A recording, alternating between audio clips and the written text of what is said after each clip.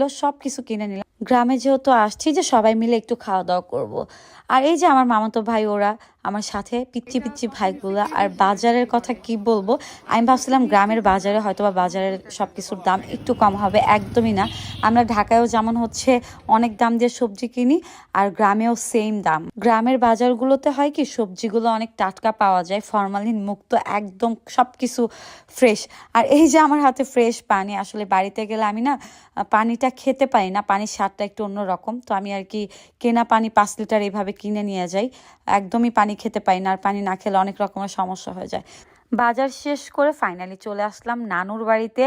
আর হচ্ছে প্রায় 9টার মধ্যে বাড়িতে চলে আসছি। বুঝেন আমরা কত সকালবেলা গেছি বাজার করার জন্য। তো এই যে চলে আসছি, আর বাজার থেকে আসার পরে পিচ্ছি পিচ্ছি মামাতো ভাই বোনগুলো, আমার সব ভাই বোনগুলো অনেক পিচ্ছি পিচ্ছি, ভালো লাগে, আমি ওদের সব থেকে বড় বোন। আর গ্রামে না আসলে আসলে